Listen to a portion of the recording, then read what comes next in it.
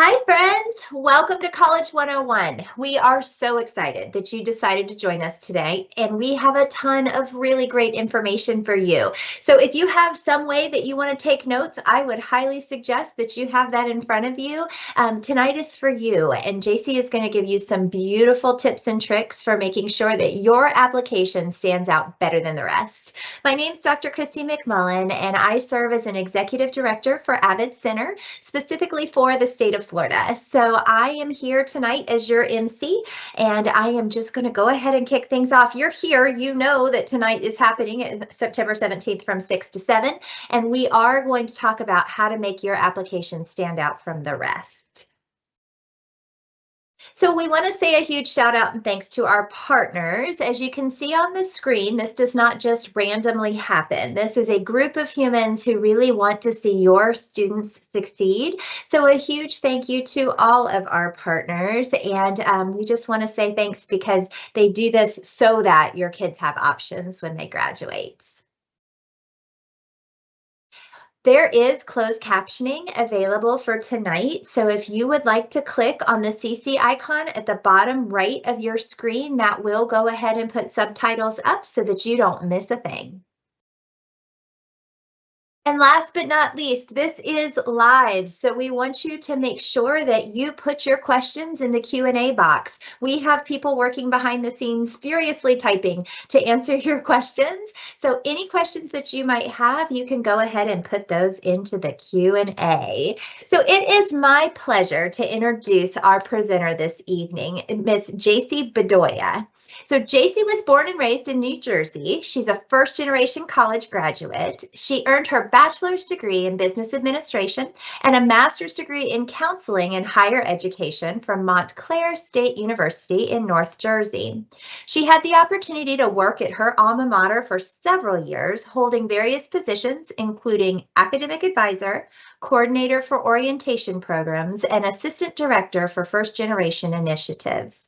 She moved to Florida to be closer to her family, and she started her role with Path to College this past June. Would you please join me in welcoming JC? JC, welcome. We're so glad you're here.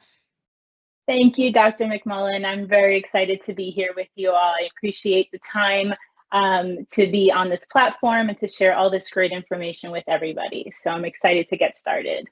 So I'm going to get out of the way, and remember, you all that you are listening can type into the Q&A as you have questions for JC, and we will answer those live. JC, take it away. All right, everyone. Thank you again. I'm, so excited to be with you all here. My name is JC Bedoya, as Dr. McMullen mentioned.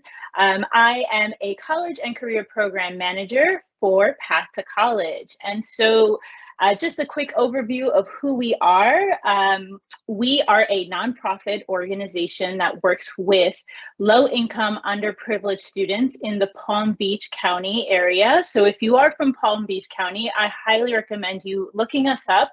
We offer a lot of great services within our organization for students to get into the best colleges. We also offer a 3-year fellowship program. So for our sophomores and juniors, or our rising sophomores and juniors, we have a program where you could be for 3 years. We help you get all the necessary skills and tools that you need in order to get into college. So we offer college advising, mentoring, career exploration, SAT prep, along with mock SATs, so you can practice before you take the actual SATs.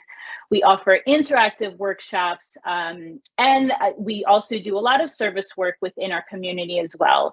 And our mission really is to enrich the academic growth and increase the competitiveness within our students' college admissions. So again, if you are in the Palm Beach County area, we do highly encourage you to look us up and see if this is something that you can participate in and be a part of. So to get us started, today's webinar is going to include a lot of great information. There's going to be a lot of content that I will be sharing. But we are going to talk about some college decision factors. So what is it that college admissions offices are looking for when you submit your applications? We will then move on to the college timeline. So starting from your freshman year of high school all the way to your senior year, some steps that you should be completing in order to reach that level of applying to college. We'll then take a look at some college application components, along with some tips on what you should include and look out for when you're filling out your applications and submitting them. We'll briefly talk about letters of recommendation and also jump into college entrance exams. So some tips on there. We'll do a little bit more of a focus on the SATs, but we'll go over all the three major college entrance exams that are available to Florida State students. Then we will jump into what it takes to write an excellent personal statement. That is a big one that we like to focus on within our organization and our students. And then lastly, we'll touch a little bit about trade school. So we understand that maybe college is not for everyone, but there still is an application process for anybody that's looking to go into trade school, which is a great opportunity as well to further your career if you just don't want to go through the length of an education, but jump right into, working into a field. So this is what we will be going over through today. So to jump right into it, we are going to quickly discuss some college decision factors. So this information comes from the National Association of College Admissions Counseling. And so this chart right here has a lot of data, as you can see, but it shows us, it's the annual state of the college admission report. And it shows us what college admissions offices look for when students apply and what are the top level factors that they really put into thought when they are accepting students. So as you can see, we have a lot of different factors, starting from your college prep courses, all the high school classes that you took, along with the grades. And so if you can see from the top of the chart, this is going from 2012 all the way to 2023, and we'll focus on what the admissions offices looked at last year. And a lot of the content is pretty much the same for these upcoming years. But the high school grades in your college prep courses that you've taken, so any AP courses, any dual enrollment courses, so 77% of those grades are top level. Like that's the highest level that they look at. So they put a lot of effort and emphasis on how well you did and what grades you got in these prep courses. Then they look at your total grades in high school. So all the grades, so that's 74% of your total admission. And then we jump down to the strength of the high school curriculum. So if you go to a top level high school that really focuses on the curriculum, they kind of compare that with other level schools. And so 64% of that high school curriculum will be considered as well.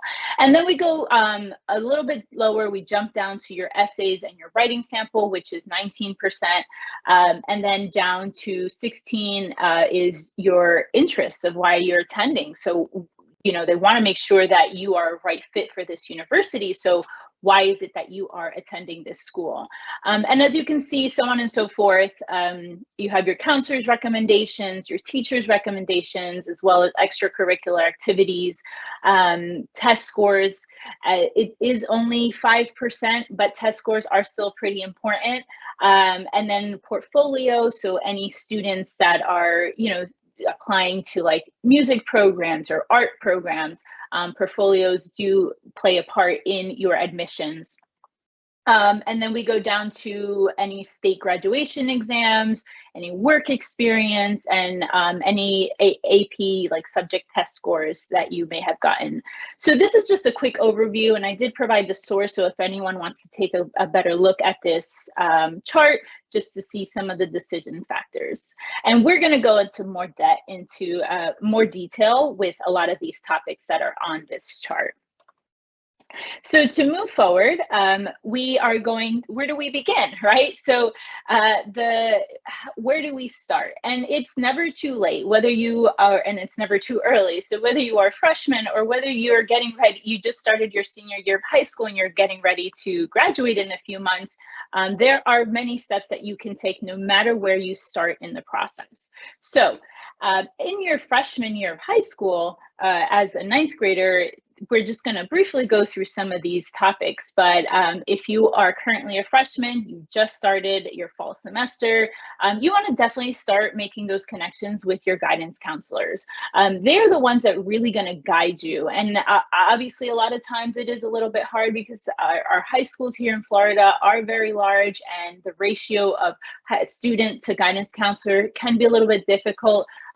So if you find services such as services that we offer, Path to College, we highly recommend that you make those connections.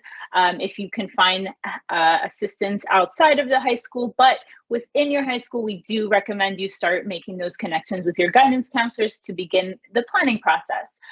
Definitely start joining school clubs, sports teams, and start your volunteer. I know that for Florida students, Florida State students, you do have to fulfill a certain number of hours of volunteer work before you can graduate. The more you do, however, the more volunteer work, the better. A lot of scholarships also look at this. So if you do decide to plan on applying to scholarships, which we highly recommend all students do, they'll look at those extracurricular hours that you or time that you put into any sports or volunteer work. Keep an agenda, stay organized and on top of your classes, keep track of your grades, your GPA, and learn to start practicing study habits, because this is what you're going to be utilizing for the next 4 years in high school, as well as the next 4 years and plus in college, or if you go into trade school, the next 1 to 2 years after that. And you can start looking at college requirements. What are some things that if you're already interested, you already know what careers you're looking into, what are those requirements to get into those schools or those top level schools that you're considering. I know as a freshman, it's kind of hard sometimes, and we're not really focusing on that, but it's never too early to begin thinking about careers. And if you have no idea, that's quite all right, no matter where you start at this process. For your spring semester, you also you want to keep meeting with your counselors, keep continuing volunteering. You can start also taking the PERT test. So your PERT test is a post-secondary education readiness test. So this test is pretty much an exam to see if you are ready to start taking dual enrollment classes. Dual enrollment courses are courses that you can begin taking in high school, but they are college level courses, and they can be transferred to most colleges and universities that you end up applying to. So if you decide that's what you want to do, something that you want to do later on, we highly recommend that you start taking that, taking or preparing to take that exam so that you're ready once dual enrollment begins later on in your high school career.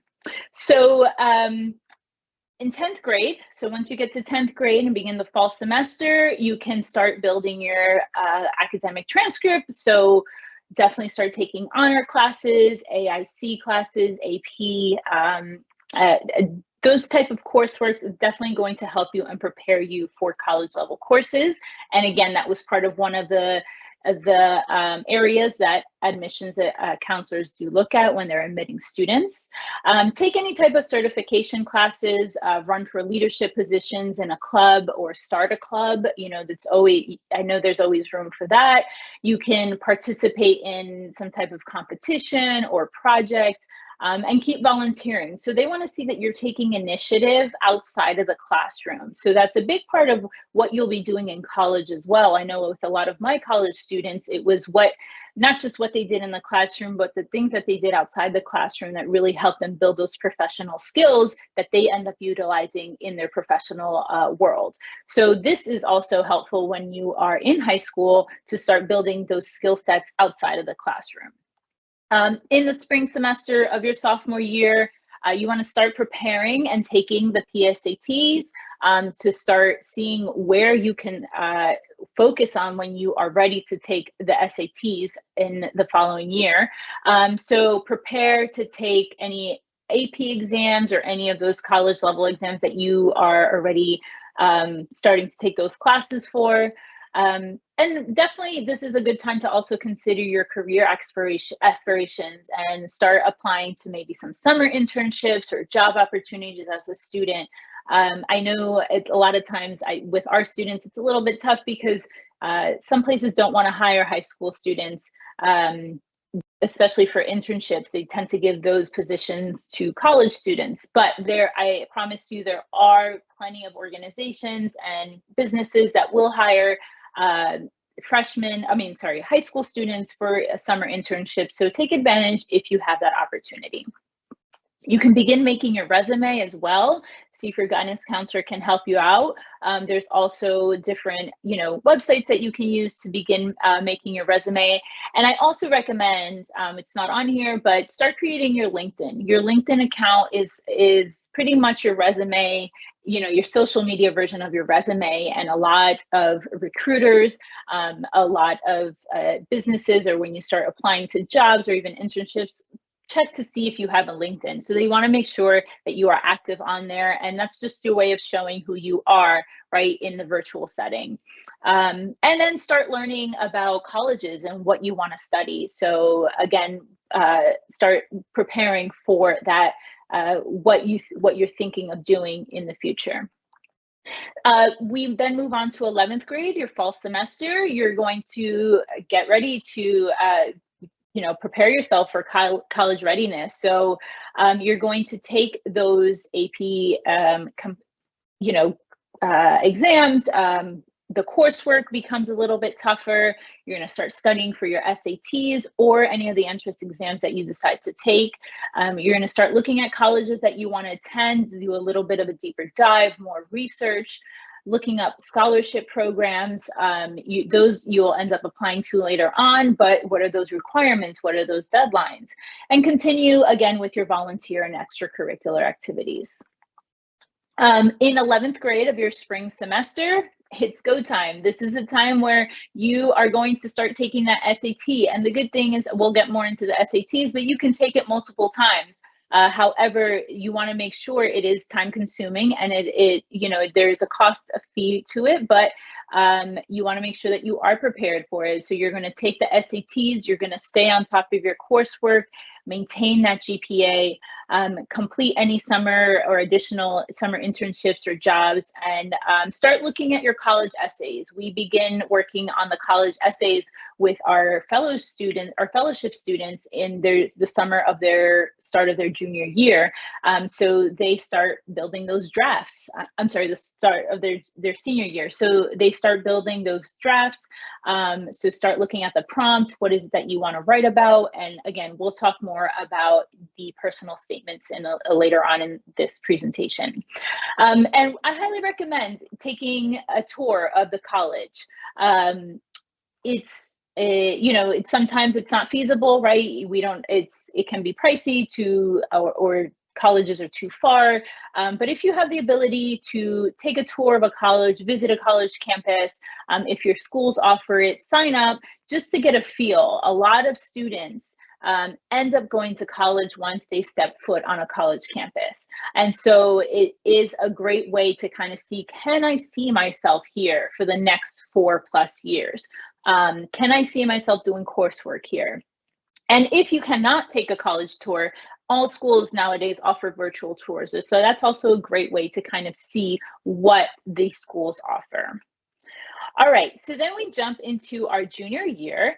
And so in our junior year of the spring semester, going into the fall semester, you're going to take a look at your SAT scores and or any entrance exam scores. See if that is what you want, if that's the goal that you set yourself, if you feel like you could do better, if there's an area, you want to focus more on math because you want to raise that score. So this is a time to kind of start seeing, do I have to take this test again? And the applications will begin opening in the fall of your senior year. So this time frame is very crucial to make sure that your SAT scores are up to par based on the schools that you're applying to. Then we're going to jump into your senior year, so the summer and early fall.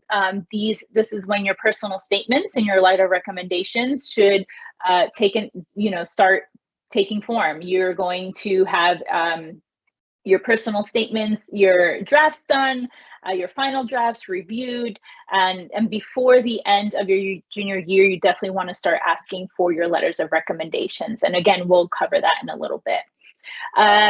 Senior year is obviously when everything happens. So that is why we're going to be focusing a little bit more on senior year. So by mid-fall, that is when your applications, you can begin applying and the applications start opening.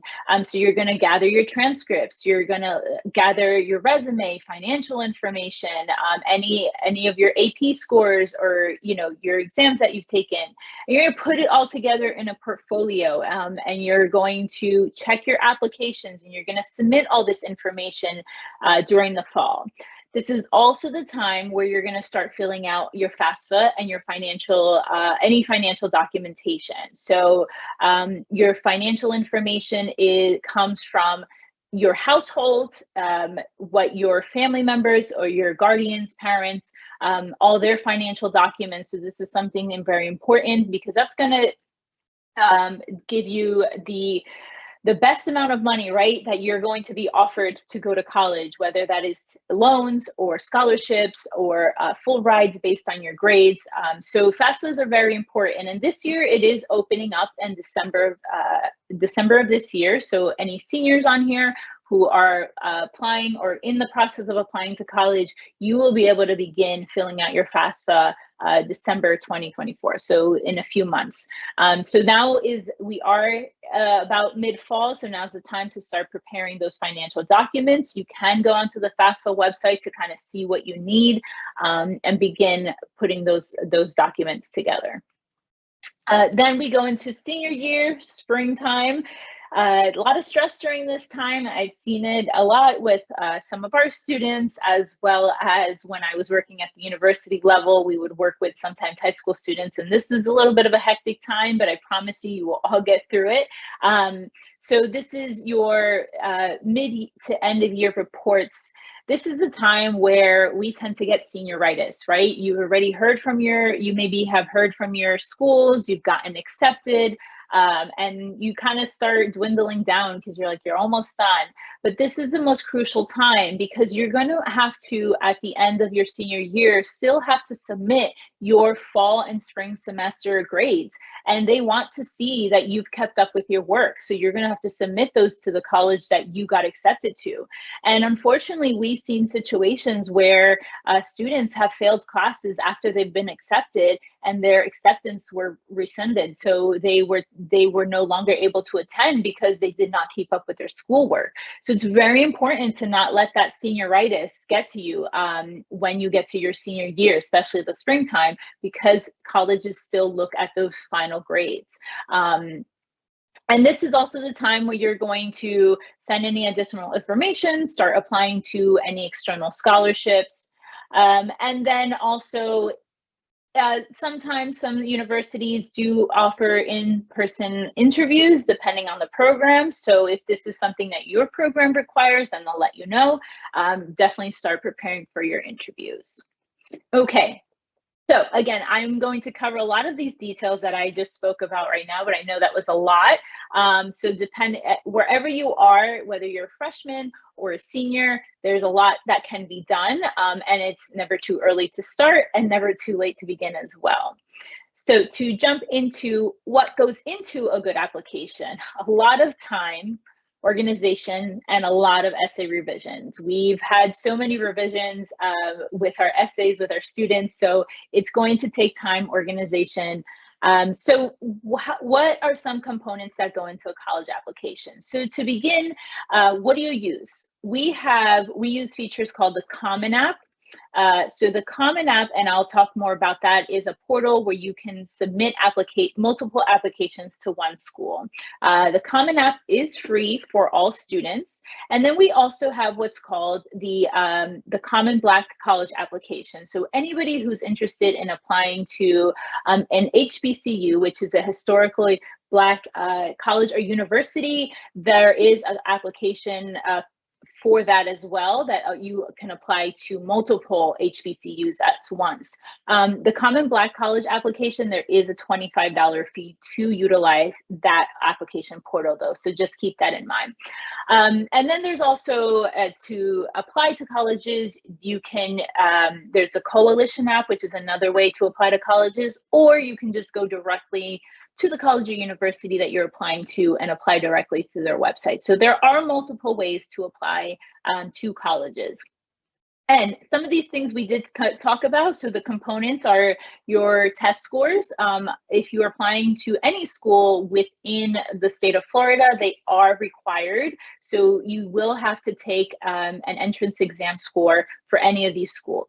If you're applying to any schools out of state, definitely look up to see if some schools are entrance exam like free, like you are exempt from it. You don't have to take them. Some schools are removing that entrance exam portion of the application process. So take a look at that, make sure you do that research. You're going to be required to submit your high school transcript. So as I mentioned, your junior year, you'll be submitting those. When you start applying, they're going to look at, when you first apply, they're going to look at your freshman to junior year grades, and then you're going to have to submit that final transcript once you graduate. Letters of recommendation, we want to make sure we ask early, and again, we'll talk about that in a little bit.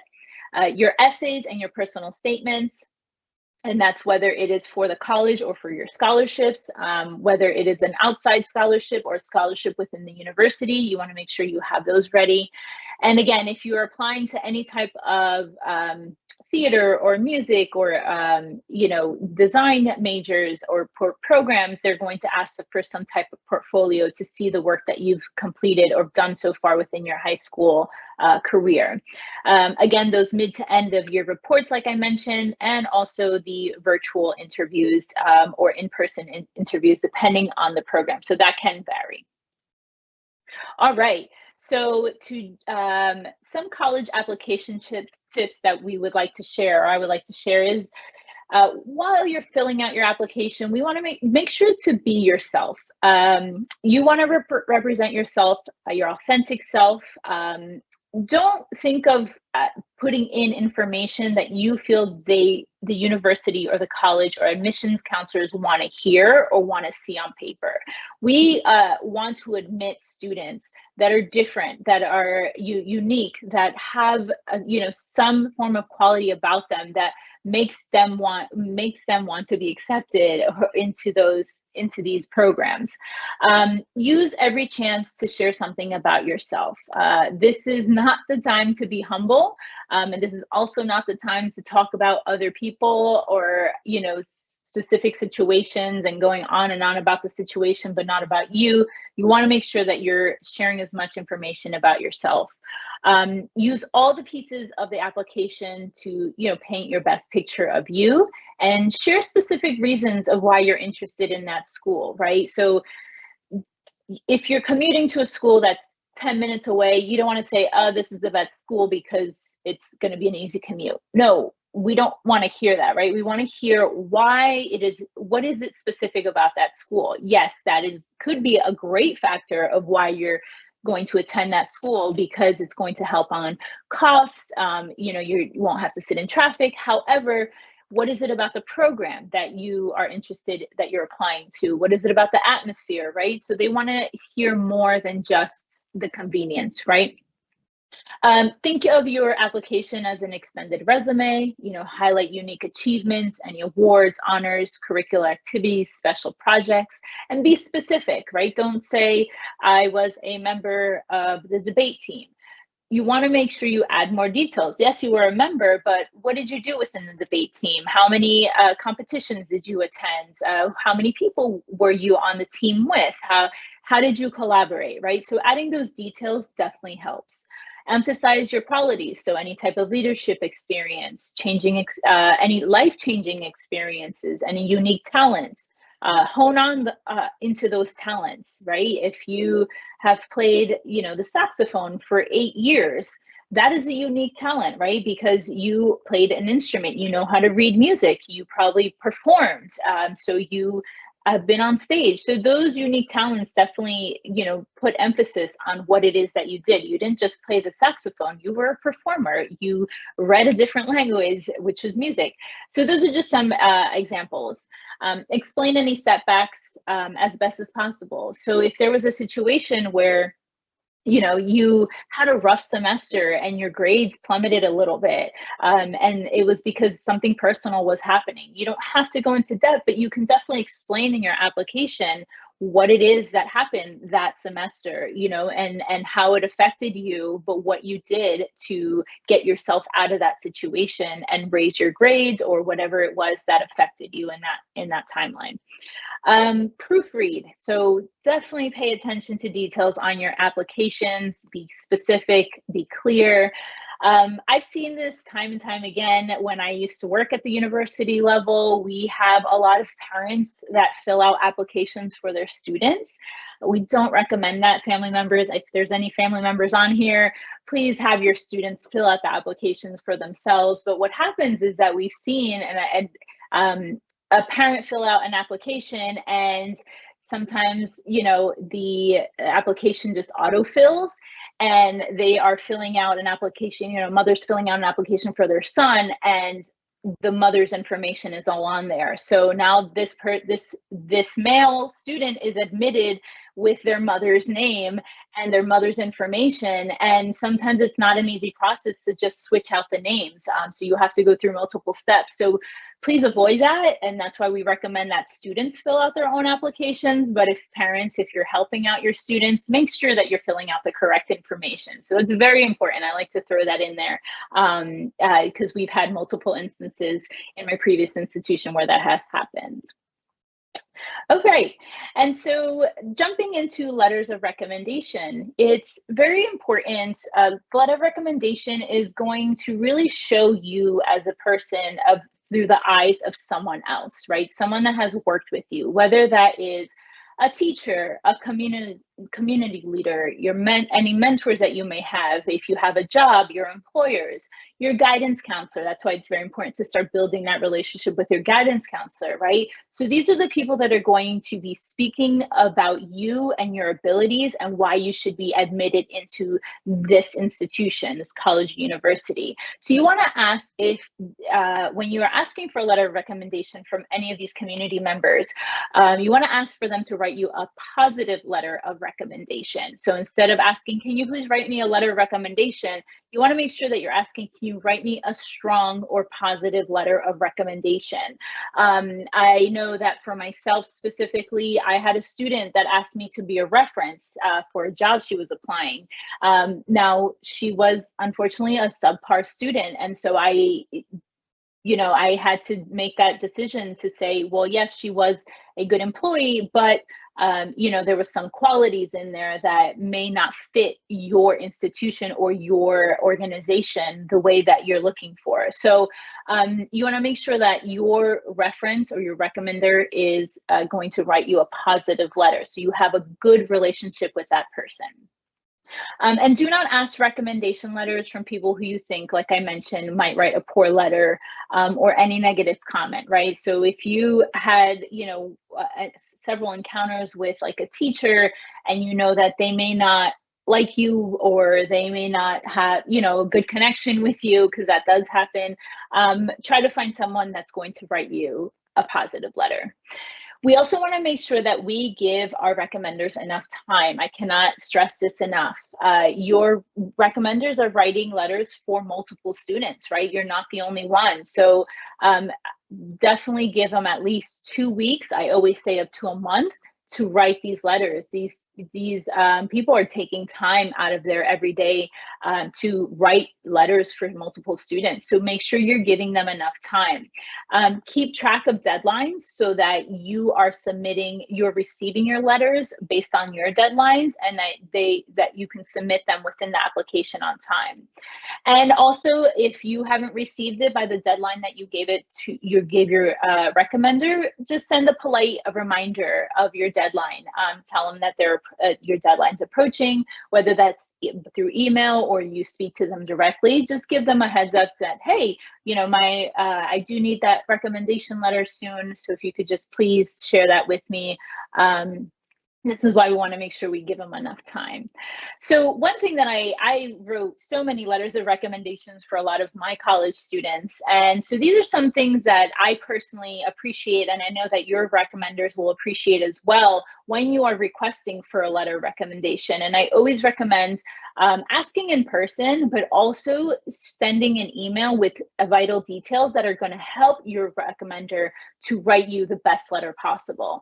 So you want to, in your email, include a brief paragraph of why you're asking them to write you a letter, right? So you built a great relationship, you admire that person, they helped you go through a certain situation, you built some type of personal connection.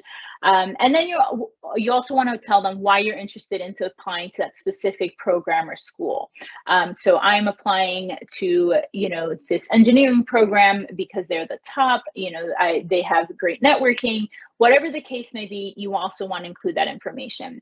Then you're also going to list the schools and programs that you are going to be applying to. This is helpful and you want to include the website.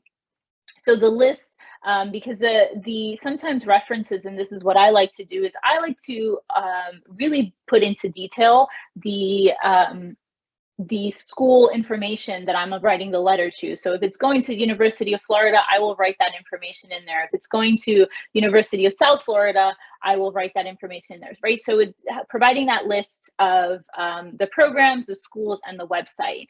And then the date that you need the letter by. So remember, this is your deadline for the recommender, not the deadline that the school needs the letter, because you want to make sure you gather all your details and all your materials before the school's deadline. And once you receive the letter, just make sure, don't forget to thank them. It's very important. Again, they took time out of their day to be with you and to write this letter for you. So just make sure you add that in there. Okay, so moving along to entrance exams, we are going to do a quick overview of entrance exams and some available resources. So which test is right for you? There's three main tests when it comes to entrance exams. We have our SATs, which everyone is very familiar with. So the SAT is the Scholastic Assessment Test, and it's a comprehensive exam, and it's divided into your math, and then as well as your reading and your writing. In your math portion, you have sections where you can use a calculator and sections where everything is handwritten and no calculators are allowed. There is no science, it's just strictly math, reading, and writing. And they have a section where you are developing an argumentative essay. So they want to see what your writing looks like. You also have the ACT, which is the American College Testing, and this is more a speed-based test. So it's speed reading, math, your calculator is allowed for all the sections, and this is science. There's a science section on here. So this exam is very good for anybody that's interested in going into any of the sciences. So if the schools that you're applying to accepts ACTs, we recommend, if you're going into the sciences, to take this exam, because that can also help you get into any science-based programs.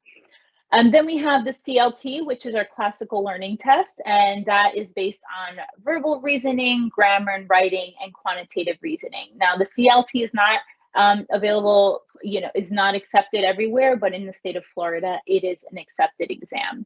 So we're going to focus the next few slides on the SATs, because this is the most common exams that most people take. So this year, we've strictly moved to a digital SAT. So there's no longer paper and pencil. So as you can see in the chart, we went from the spring of 2023 up until this spring. We started moving from digital, paper and pencil to digital, I'm sorry. And so this is performance, your performance on the first section does determine the difficulty of the sections preceding. So it's very important that you do as best as you can on your performance in the first section, because then that will kind of determine how the rest of your exam will go. And so in the digital SAT practice, so they have a blue book on College Board, and I'll talk a little bit about College Board in a little bit, but the blue book is where you're going to be able to practice, and it's also where you're going to be able to take your exam. And so how it works is that you will be bringing your own, whether it's your laptop or your tablet, to the test exam where you're going to be taking the exam. You're going to download the blue book, and that's where you'll also be registering and getting your admissions ticket in order to take the exam. So you can find out more information about the digital SATs on the College Board website. So to jump into it, the SATs, like I mentioned earlier, are divided into two sections. So we have the reading comprehension, which consists of 52 questions, and then the writing, which assesses your grammar and editing skills, and that consists of 44 questions.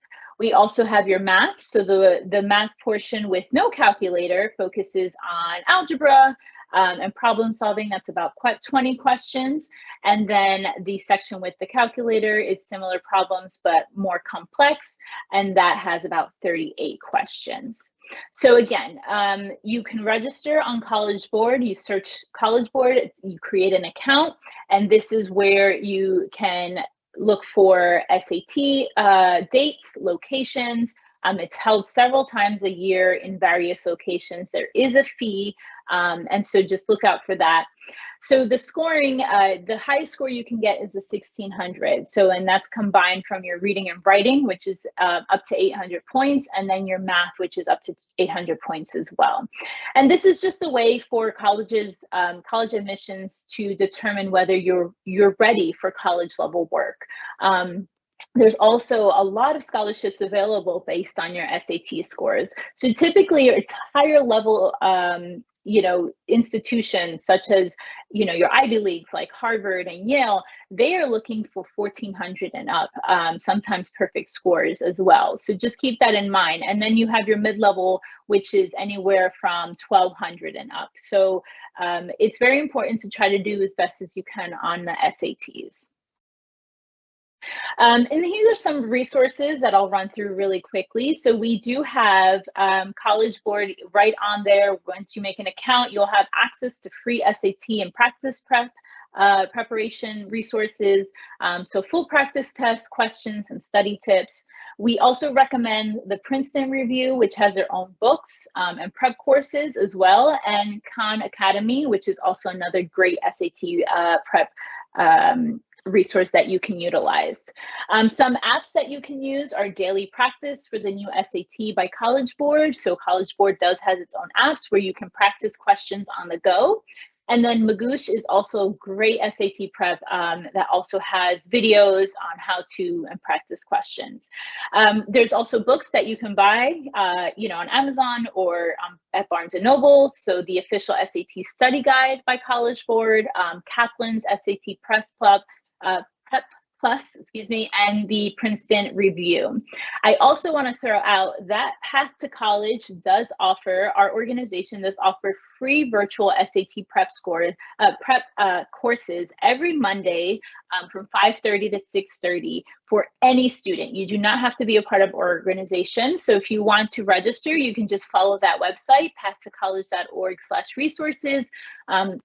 Look up our prep courses. It's every single Monday, except for whenever we have a Monday that falls on a holiday, and it's free for any student. You just have to register and just show up. And we have an actual SAT tutor that offers free services and guides you through all the SAT questions. And every session is focused on reading, writing, or math.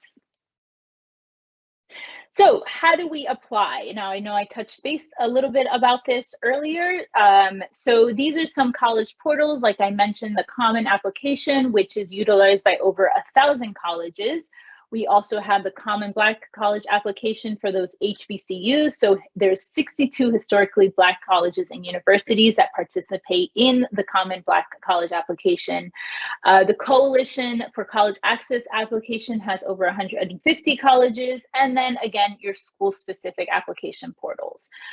Some virtual resources to utilize as well, like I mentioned earlier, those virtual tours, so pre-recorded interactive maps. Those are ideal for those out-of-state schools that you may be thinking of applying to if you are unable to actually fly out and visit those schools. Also, make sure to utilize admissions info sessions. So they're always hosting open houses, these universities and colleges, and utilize admission counselors. So when you begin applying to schools, you will be assigned an admissions counselor, and they will guide you through the process. There's regional representatives for a lot of colleges and universities throughout the entire country based on what school you're going to. So you can definitely use those resources. So quickly over to review the Common App, and this is something that we focus on in our organization. So again, it's used by over 1,000 colleges and universities in the US and abroad for anybody that may be interested in studying, overseas. It's an undergraduate admissions application used to apply to multiple colleges at the same time. So it uses key components of college applications that are used across from different universities and colleges. And so it takes all your personal information, your academic history, your activities, your personal statements, your letters of recommendation, and any college-specific questions. It's all in one application. It's a free account, like I mentioned, and once you're ready to start sending those applications out, you hit send, and it sends all your information to the colleges that you select. And you can select as many colleges as you want. However, just remember there is an application fee to apply to a lot of these colleges unless you get a waiver, and there is information on the Common App about getting a waiver fee, your fee waived, so that you don't have to pay for your applications based on income. So you can look more into that through the Common App. All right, and then personal statements. So we put a lot of emphasis on personal statements. I know that it's not really a key factor or one of the top factors that admissions counselors look at, but this is the best way for you to show who you are as a person and why is it that you're applying to this college or university. So these are some tips that we have, general writing tips. The Common App also, that you can write your essay within the Common App as well. But we always, they have different prompts in there that you can kind of start taking a look at, but understand the prompts. There's so many questions that you can pick from. So make sure that you're focusing on the central theme and that you're answering the question. So if they're asking you, tell me about a time that, was the best day of your life, focus on the best day of your life, right? Or if they're asking, why is it that you want to apply this program and what do you plan to do in the future, focus on that. So make sure you're answering those questions. Start with a strong and creative opening statement or story. So you want to catch the reader's eye. What is it about you that makes you creative and that the reader wants to continue reading your essay? Write clear and to the point. So cut out any repetitive sentences, long paragraphs, side stories. If you can see yourself being repetitive, reorganize that paragraph. Pay attention to your transitions. Just don't jump from one topic to another where you're losing the reader. We don't want to do that. We want to make sure that you are flowing through your transitions and through your story. Use plain and simple language and get to the point. Don't try to use a thesaurus and find the biggest word that you can use to replace it for a smaller word. Just be yourself, right? We want to make sure that you're writing based on you and not ChatGPT writing for you, because we can see when someone is utilizing ChatGPT, especially in the world of AI. We want to make sure it's coming from you and not from AI, right?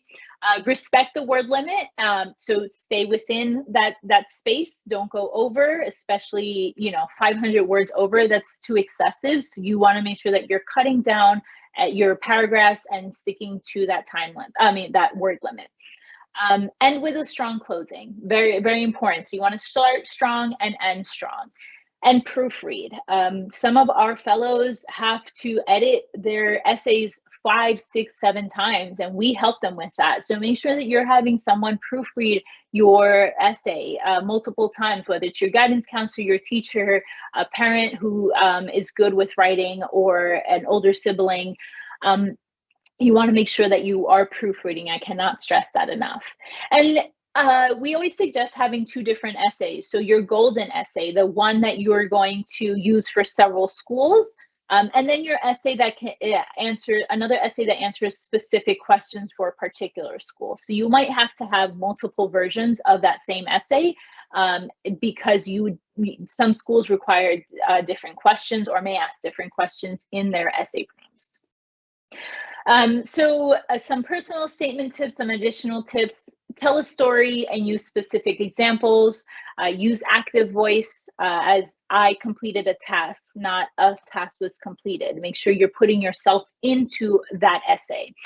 Don't be afraid to get detailed by adding info where it's needed, and make it count, right? So you want to talk about yourself, but you don't want to get off topic that's going to derail you from the main idea that you're trying to make a point of. Avoid any cliches, any sob stories, exaggerated stories, or unclear or overly personal content. So a lot of people like to write about things, a lot of students like to write about things that they overcame, hardships. That's great. You can write about that. But you want to make sure that that's not the focus, right? Not the negative side of what happened to you, but the positive outcome that came from that specific experience that you went through. If you choose to share about your family, which a lot of our students do, don't spend so much time talking about that family member, because that family member is not going to college. You are, right? So talk about the family member, but talk about how that family member has changed you as a person, and who you have become and who you want to become because of that person. We also definitely want to demonstrate growth, self-awareness, and any future aspirations. And utilize your essays to explain any doubts or shortcomings. So like I said earlier, so if you had a really rough semester, your grades plummeted, what happened to you during that semester, and how did you get out of it? Some brainstorming, questions to formulate when you begin brainstorming your essay. So what are some details of your life that have shaped you? So these are some things that you can begin jotting down when you when you're ready to start writing about your essay. So people, places, events, any circumstances. What are some obstacles you've overcome? What education or professional or cultural opportunities have you currently experienced, or maybe you hope to experience in the future? What life turning points have happened in your life that really changed the trajectory of your life, or you as an individual? What are some perspectives or philosophies on life? Your values, your beliefs, your morals, and any long-term goals. Definitely you want to focus on putting some thoughts on that. And so these are some suggestions from admissions counselor. So we want to make sure that they want to see that you're demonstrating some emotional maturity. So a lot of students think that they have to write about a traumatic event to show that they have grown as a person. That is a myth. You do not have to write about a traumatic event. We love to see, funny stories or happy stories, or, positive side of things. But if you decide to write about an event, a negative event that has changed your life, that's perfectly acceptable as well. But some tips to consider is that you want to demonstrate a growth mindset, right? So how did you grow from this? You want to avoid any negative or critical language. Choose your content wisely. Make sure that you are comfortable with sharing the information that you're going to share, because it could be one counselor or multiple counselors reading through this very important detail about your life. Move in a positive direction. Don't focus so much on the negative.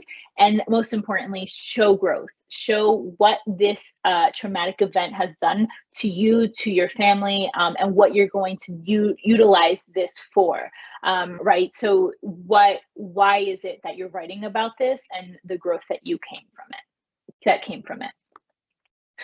And so we're going to end off with trade school. So one of the things that we recognize is that college may not be for everyone, or people may not have the time or the money or the energy to dedicate an extra 4 years of school and the funds to go to college. We recognize that as well. So college may not be for everyone, but as our CEO of Path to College does always say, college should be accessible to everybody. And any type of education is accessible to anyone. So whether you decide to go to college or trade school, it's very important that there is a process for everything, right? So if you do decide to go to trade school, these are just some tips on the application process.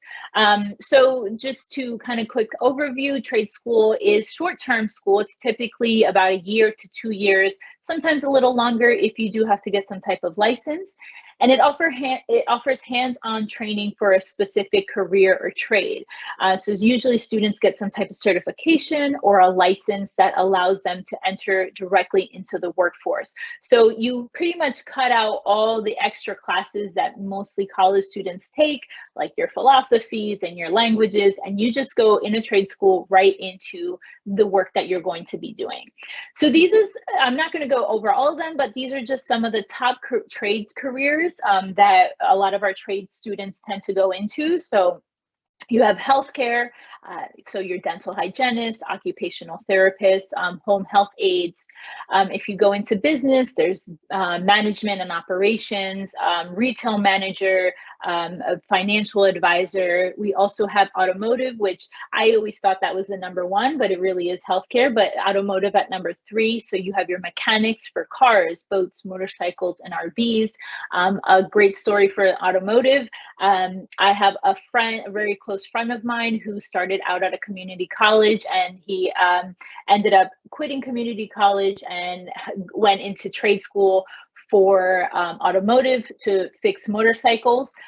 And so he started working for BMW. He went back to college and got his associates, and then he worked his way up in BMW, and now he gets to travel the world for the motorcycle line of BMW. So that's the fun story, and he makes great money. So it's something to consider as well. So at number 4, we have culinary. So your chefs, your bakers, food service, and then media and digital arts. A lot of people think that they have to go to a 4-year institution or go to a specific art school, but there's many programs that offer 2-year graphic design programs, web development, copywriting, especially in this day and age where everything is done online. This is a great way to kind of start your own career path. And so on and so forth, that you can see 6 through 10 top career. We have legal, plumbing, electrical, HVAC, and technology. All right, so trade school application process. We have definitely explored the trade industries. What is it that you're interested in? Learn about the career paths. There's plenty of schools, find trade schools that offer these programs. So you want to make sure that you're looking for accredited programs, those that offer certifications or licenses for those career paths, and compare schools and costs and the job assistance, right? So are you going to be assisted through the process of getting a job right after you finish any type of licensing or certification? The application process for trade school is fairly simple. You're going to submit your application through the school website. Prepare for any entrance exams if you have to take one. Definitely fill out FAFSA and scholarships. There is money, scholarships and loans or grants that you can take out if you do apply to trade school. So don't think because you're going to trade school you have to pay out of pocket. Definitely fill out FAFSA no matter where you're applying to. And some things to consider when you're applying to trade school is the time commitment. How long is the program? The costs, the curriculum. Is it something that you can see yourself studying those classes, taking those classes? The accreditation and the job potential and the trends for that area. JC?